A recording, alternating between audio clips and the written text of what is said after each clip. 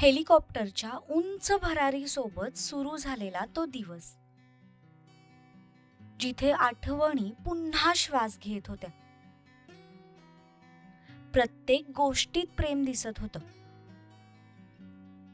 प्रत्येक क्षणात एक वेगळीच जवळीक जाणवत होती. जुन्या जागा, जुन्या भावना आणि न सांगितलेल्या अनेक गोष्टी. रात्र प्रेमात विरघळत होती. पण पहाट काहीतरी वेगळंच वळण घेऊन आली होती. स्वप्न आणि वास्तवाच्या सीमेवर उभा असलेला हा क्षण, जिथे काहीतरी हरवतंय असं वाटत होतं. पण नेमकं काय?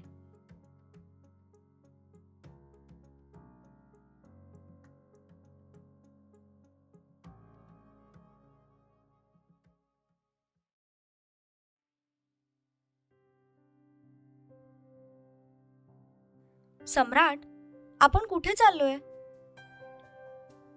नुकतेच ते दोघे घरातून निघाले होते. कळेल ग, थांब थोडा वेळ. 15-20 मिनिटांनंतर ते एका ठिकाणी पोहोचले. पण समोर मोकळं मैदान बघून तिच्या डोळ्यात आश्चर्य पसरलं. समोर एक हेलिपॅड होता. आपण इथे का आलोय? तू ना खूप प्रश्न विचारतेस. थोडा वेळ गप्प राहा आणि चल माझ्यासोबत. त्याने तिथेच कार पार्क केली.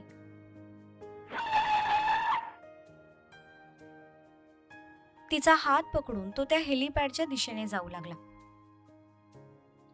ती मात्र भिरभिरल्यासारखी अवतीभोवती बघत होती. तिच्या डोळ्यात प्रचंड एक्साइटमेंट दिसत होती. रेडी? Yes sir, ready. चल तपस्या. सम्राटने तिचा हात हातात घट्ट पकडला आणि तो तिला चॉपर जवळ घेऊन जाऊ लागला.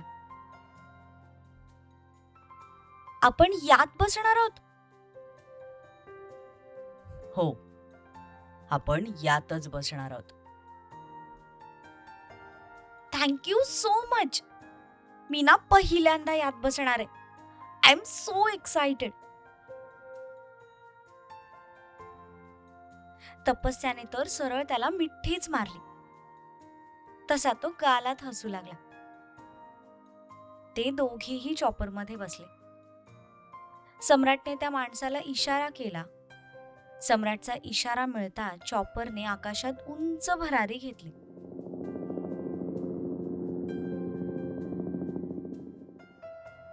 वर जाताना तपस्याच्या छातीची धडधड वाढत होती. ती खूप एक्साइटेड होती, पण तिला थोडीशी भीती सुद्धा वाटत होती. तिने त्याचा हात हातात घट्ट धरून ठेवला होता. वर आकाशात जाताच तिचा चेहरा आनंदाने चमकला. ती भिरभिरल्यासारखी सगळीकडे बघत होती. तो आजूबाजूचा निसर्ग, ते मोकळं आकाश, किती स्वतःमध्ये साठवून घेऊ असं तिला झालं होतं. सम्राट, किती सुंदर दिसतंय हे सगळं. खाली पूर्ण शहर एखाद्या म्युझियम मध्ये ठेवलेल्या छोट्याशा प्रतिकृतीसारखं दिसत होतं. माणसं तर अगदी किड्यामुंग्यांसारखी दिसत होती.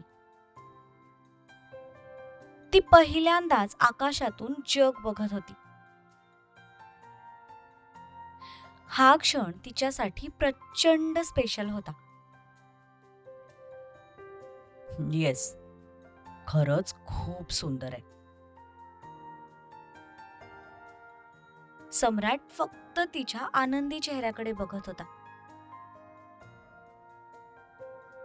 त्याच्यासाठी तर त्याचं सगळं जगच ती होती. तिच्या चेहऱ्यावरचा आनंद त्याच्यासाठी सध्या सगळ्यात अनमोल होता. खूप दिवसांनंतर तो तिला इतका आनंदी आणि खुश बघत होता. ते चॉपर एका विशिष्ट दिशेला जात होतं. कुठे ते तिला माहित नव्हतं. ती फक्त चॉपर राईड एन्जॉय करत होती. तिच्या चेहऱ्यावरचा आनंद बघण्यासारखा होता. पूर्ण प्रवासात तिने त्याचा हात एका सेकंदासाठी सुद्धा सोडला नव्हता. अर्ध्या पाऊण तासानंतर ते चॉपर एका मोकळ्या जागेत थांबलं. तशी तपस्या आजूबाजूला बघू लागली. तिला ती जागा ओळखीची वाटत होती, पण अजूनही लक्षात येत नव्हतं. पण जसं तिने एका दिशेला पाहिलं तसे तिचे डोळे आश्चर्याने मोठे झाले. काही अंतरावर तेच पनवेलचं फार्म हाऊस होतं, जिथे ती काही दिवस राहिली होती. खरं तर तिथे येणं हा तिच्या प्लॅनचा एक भाग होता. पण तिथे आल्यानंतर तिने सम्राट सोबत जे काही क्षण घालवले होते ते सगळे एखाद्या चित्रपटासारखे तिच्या डोळ्यांसमोरून तरळून गेले. तसं तिने त्याच्याकडे पाहिलं. त्याची नजर अजूनही तिच्यावर होती. तिच्या डोळ्यातले ते भाव त्याने ओळखले. तसं त्याने तिचा हात हातात घट्ट दाबून धरला.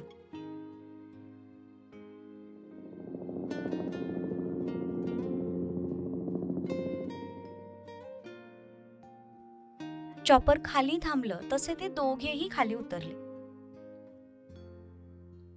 सम्राटने त्या माणसाला काही सूचना दिल्या.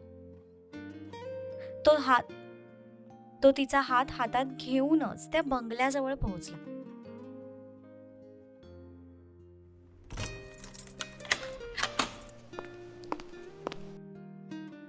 दोघेही घरात आले.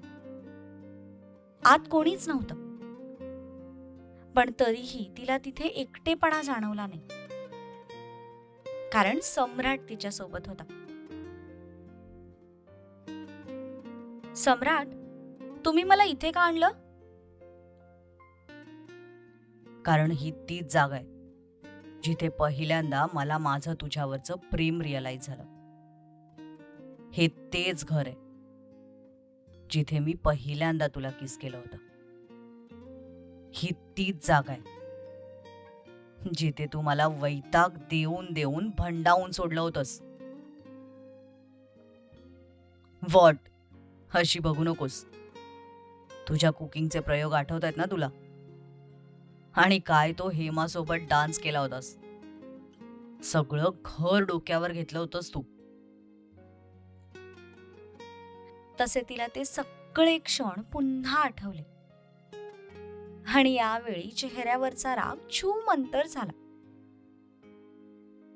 उलट ते सगळे क्षण आठवून तिच्या चेहऱ्यावर एक छानशी स्माईल आली. त्या आठवणी तिच्या आयुष्यातल्या सगळ्यात सुंदर आठवणी होत्या. घरातल्या किटकिट पासून, सावत्र आईच्या टोमण्यांपासून दूर होऊन ती या घरात आली होती.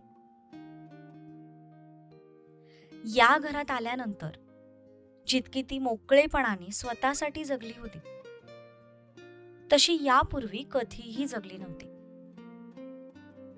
ते दिवस तिच्यासाठी स्वतःच्या आझादीचे दिवस होते. त्यामुळे ते दिवस आणि त्या आठवणी ती कधीही विसरू शकणार नव्हती. यु नो व्हॉट, मला आजही स्वतःचं विशेष वाटतं की मी फक्त तुला बघण्यासाठी रोज इथे यायचो, ते पण 2 तासांचा प्रवास करून. आणि इथे आल्यानंतर सुद्धा तू मला काही सुखाने जगू देत नव्हतीस. पण तरीही मला इथे यावंसं वाटायचं. माहित नाही काय होतं तुझ्यात, जे मी तुझ्याकडे खेचला जायचो. मला पण स्वतःचं विशेष वाटायचं. मनात तुमच्याविषयी राग होता, सूड भावना होती, तिरस्कार होता. पण जेव्हा जेव्हा तुम्ही माझ्याजवळ यायचात ना, तेव्हा तेव्हा ते सगळं कुठेतरी दूर पळून जायचं. तुमची नजर सरळ काळजात भिडायची. तुम्ही ना खरंच जादूगार आहात. म्हणूनच मुली तुमच्यासाठी पागल होतात. शिवांगीला पळवण्यासाठी तू जो काही ड्रामा केला होतास ना, तो जर कधी आठवला ना तर मला खूप हसायला येतं. पक्की ड्रामेबाज होतीस तू. तसा तो तिला सगळा प्रसंग आठवला. पायाला लागलेलं असताना सुद्धा ती लंगडत त्याच्या खोलीत गेली होती. नाटक करून ती त्याच्या रूम मध्ये सुद्धा घुसली. आणि त्यानंतर शिवांगीचं जे काही तोंड झालं होतं ते आठवून तिला खरंच हसायला आलं. नाहीतर काय, एक नंबरची सेल्फिश मुलगी होती. तुमच्याशी लग्न करायला अगदी काहीही करायला तयार होती. सम्राट, एक विचारू?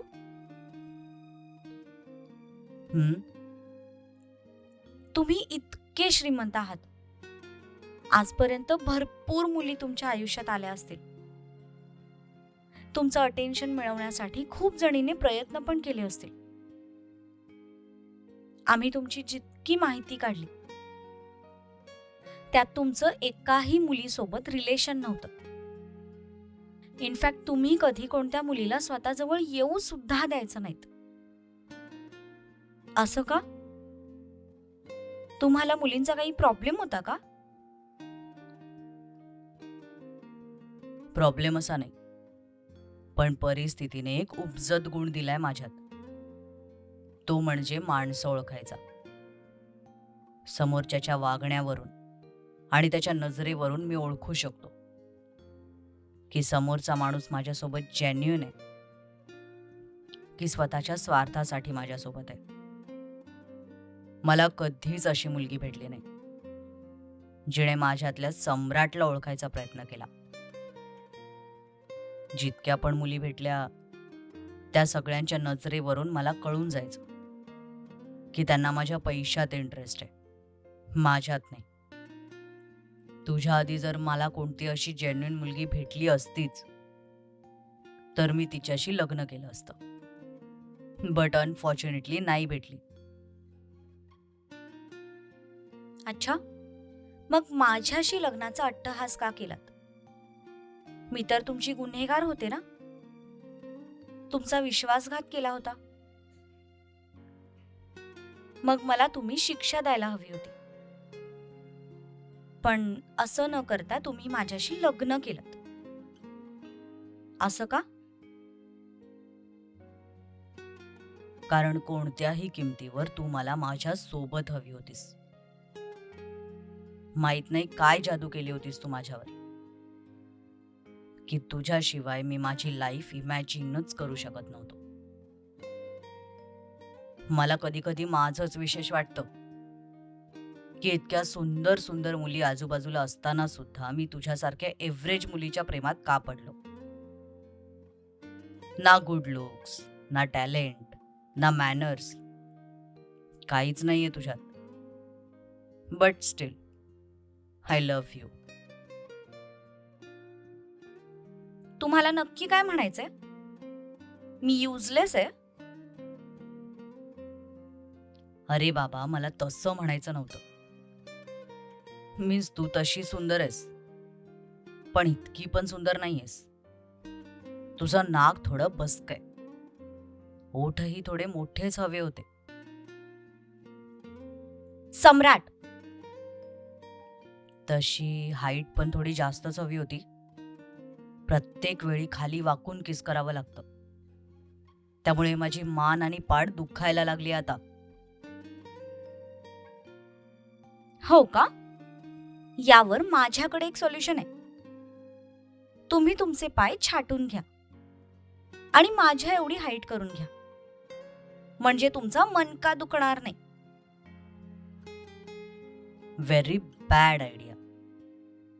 या प्रॉब्लेमवर माझ्याकडे एक सोल्युशन आहे, ज्यात माझा मणकाही दुखणार नाही आणि मला खालीही वाकावं लागणार नाही.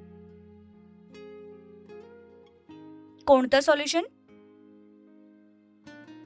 थांब, तुला त्या सोल्युशनचा एक डेमोच देतो. त्याने तिला तसंच सोफ्यावर उभं केलं. सी, आता मला खालीही वाकावं लागणार नाही आणि माझा मणकाही दुखणार नाही. त्याने पुढे होत सरळ तिच्या ओठांवर हल्ला चढवला. तो नक्की काय करतोय हे कळायलाच तिला काही सेकंद लागले. तो मात्र डोळे मिटून तिच्यात गुंतला होता. त्याने तिला तसंच सोफ्यावर झोपवलं आणि तो शांतपणे तिच्या ओठांचं रसपान करू लागला. आज त्याच्या स्पर्शात कसलाच आक्रमकपणा नव्हता. एक सॉफ्टनेस होता जो तिला प्रकर्षाने जाणवत होता. त्याच्या मनातल्या भावना आज ती समजू शकत होती. तिने सुद्धा डोळे मिटले आणि स्वतःला त्याच्या स्वाधीन करून टाकलं.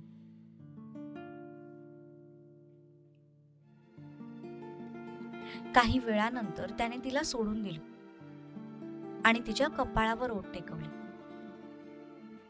तसे तिने डोळे उघडले. माझ्यासाठी या जगातली तू एक सगळ्यात सुंदर मुलगी आहेस. तू कशीही असलीस तर एका गोष्टीचा मला अभिमान आहे. तू फक्त माझी आहेस. तुझ्या मनात, तुझ्या विचारात, तुझ्या श्वासात फक्त मी आहे.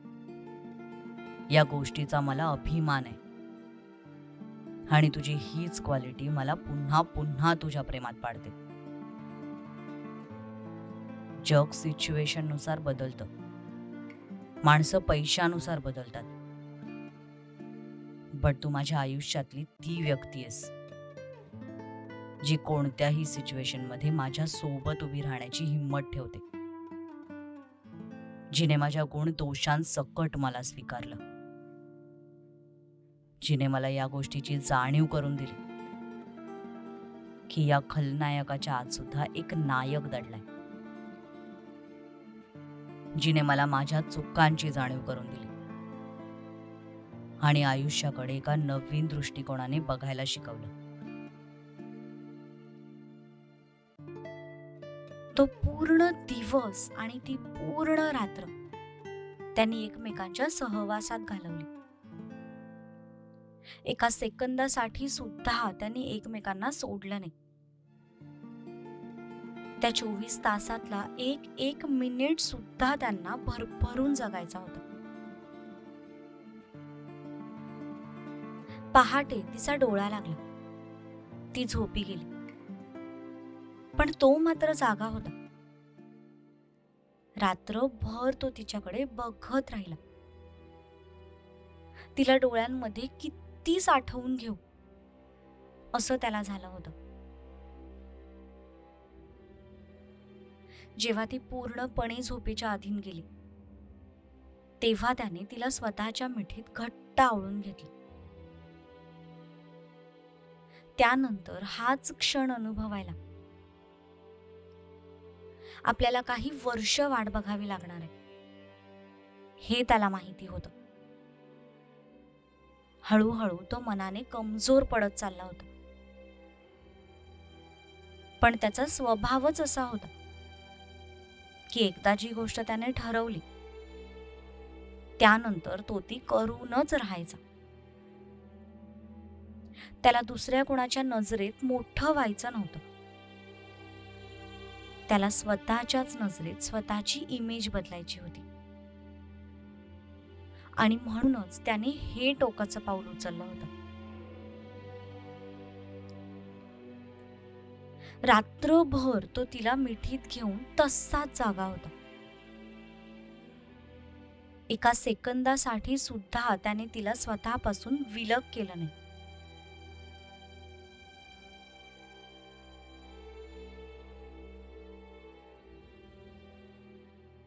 दुसऱ्या दिवशी सकाळी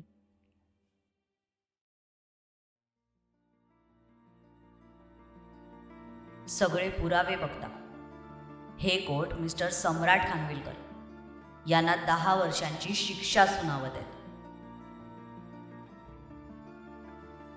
नाही.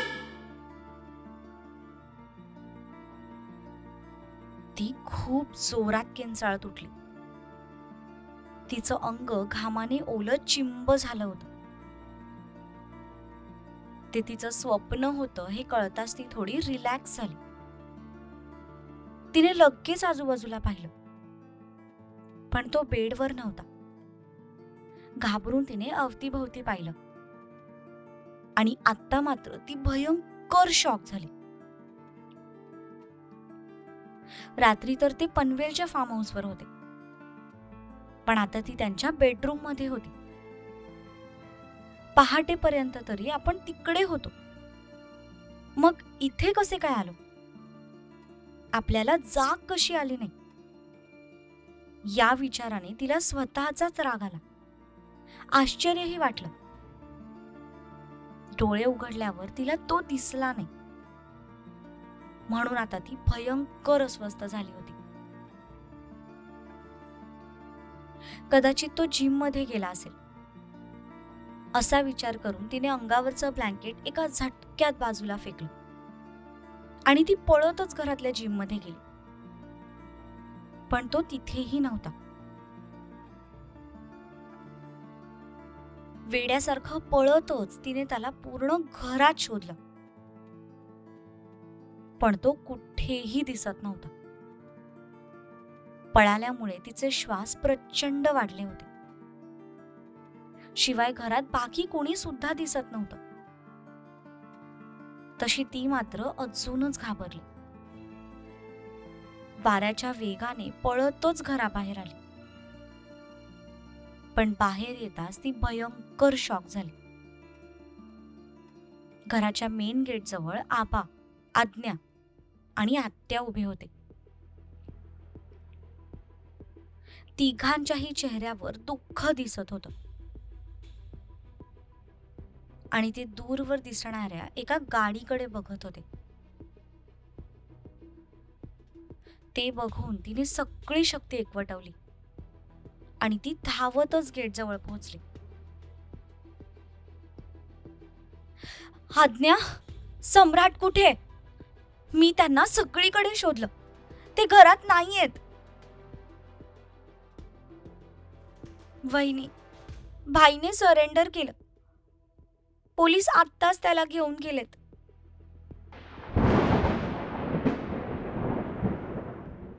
तिने तपस्याला कडकडून मिठी मारली, पण हे ऐकून तपस्याच्या पायाखालची जमीनच सरकली. तो आपल्याला असं न सांगता आणि न भेटता जाईल याचा तिने स्वप्नातही विचार केला नव्हता. आत्याने सुद्धा रडायला सुरुवात केली. आबांनी आत्याला आधार दिला, पण दुःख तर त्यांच्याही चेहऱ्यावर दिसत होतं. 2 दिवसांपूर्वी ज्या घराचं अंगण त्या दोघांच्या लग्नामुळे आनंदाने बागडत होतं,